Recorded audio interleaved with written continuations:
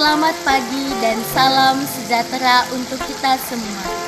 Jumpa lagi bersama kami, para Suster Junior SSPS Kalimantan dalam Renungan Hari Minggu Biasa ke-6. Mari kita membuka hati untuk mendengarkan sabda Tuhan.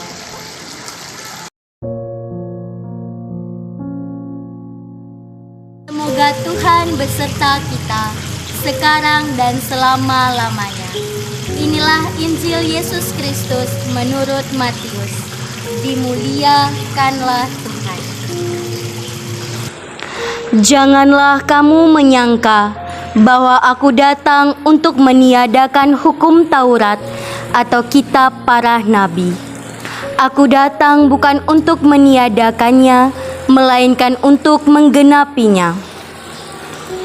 Karena aku berkata kepadamu, sesungguhnya selama belum lenyap langit dan bumi ini, satu iota atau satu titik pun tidak akan ditiadakan dari hukum Taurat sebelum semuanya terjadi.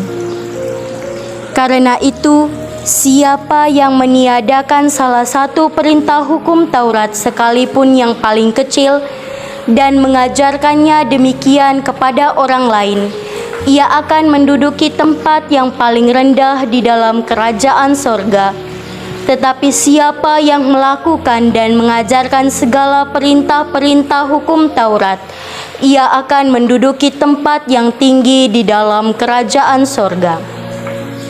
Maka aku berkata kepadamu, jika hidup keagamaanmu tidak lebih benar daripada hidup keagamaan ahli-ahli Taurat dan orang-orang Farisi, sesungguhnya kamu tidak akan masuk ke dalam kerajaan sorga.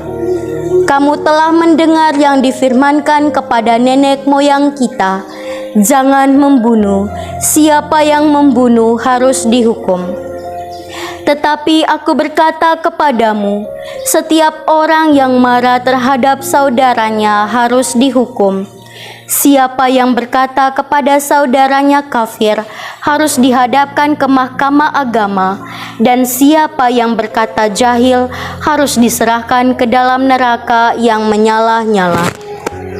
Sebab itu, jika engkau mempersembahkan persembahanmu di atas mezbah, dan engkau teringat akan sesuatu yang ada dalam hati saudaramu terhadap engkau, tinggalkanlah persembahanmu di depan mezbah itu, dan pergilah berdamai dahulu dengan saudaramu, lalu kembali untuk mempersembahkan persembahanmu itu. Segeralah berdamai dengan lawanmu selama engkau bersama-sama dengan dia di tengah jalan, supaya lawanmu itu jangan menyerahkan engkau kepada hakim, dan hakim itu menyerahkan engkau kepada pembantunya, dan engkau dilemparkan ke dalam penjara. Aku berkata kepadamu, sesungguhnya engkau tidak akan keluar dari sana sebelum engkau membayar hutangmu sampai lunas. Kamu telah mendengar firman, jangan berzina. Tetapi aku berkata kepadamu, setiap orang yang memandang perempuan serta menginginkannya sudah berzina dengan dia di dalam hatinya. Maka jika matamu yang kanan menyesatkan engkau, cungkilah dan buanglah itu, karena lebih baik bagimu jika satu dari anggota tubuhmu binasa, daripada tubuhmu dengan utuh dicampakkan ke dalam neraka. Dan jika tanganmu yang kanan menyesatkan engkau, penggalah dan buanglah itu, karena lebih baik bagimu jika satu dari anggota tubuhmu binasa, daripada tubuhmu dengan utuh masuk neraka. Telah difirmankan juga, siapa yang menceraikan istrinya harus memberi surat cerai kepadanya. Tetapi aku berkata kepadamu, setiap orang yang menceraikan istrinya, kecuali karena zina, ia menjadikan istrinya berzina, dan siapa yang kawin dengan perempuan yang diceraikan, ia berbuat zina. Kamu telah mendengar pula yang difirmankan kepada nenek moyang kita, Jangan bersumpah palsu, melainkan peganglah sumpahmu di depan Tuhan. Tetapi aku berkata kepadamu, janganlah sekali-kali bersumpah baik demi langit, karena langit adalah takhta Allah, maupun demi bumi, karena bumi adalah tumpuan kakinya, ataupun demi Yerusalem, karena Yerusalem adalah kota raja besar. Janganlah juga engkau bersumpah demi kepalamu, karena engkau tidak berkuasa memutihkan atau menghitamkan sehelai rambut pun. Jika ya, hendaklah kamu katakan ya; jika tidak, hendaklah kamu katakan tidak. Apa yang lebih daripada itu berasal dari si jahat.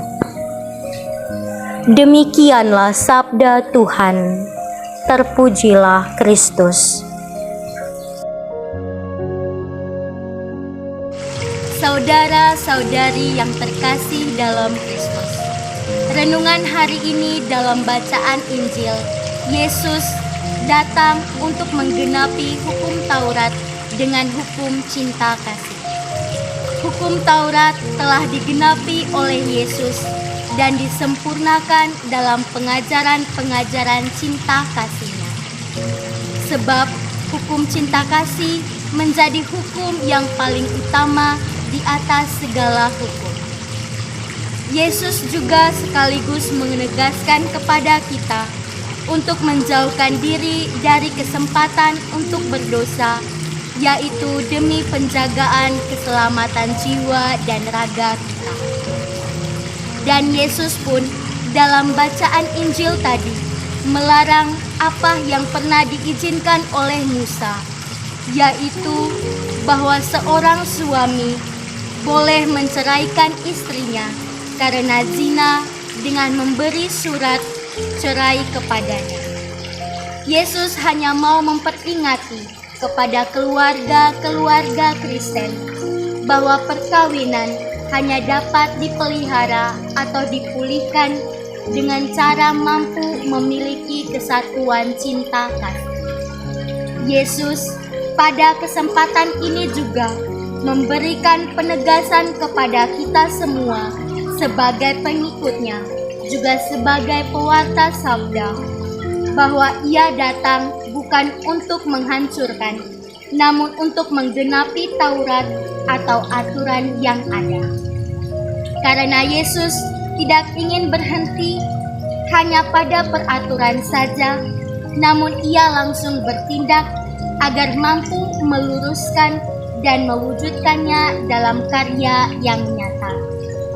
Dalam mewujudkannya, Yesus berhadapan dengan kenyataan yang tidak mudah.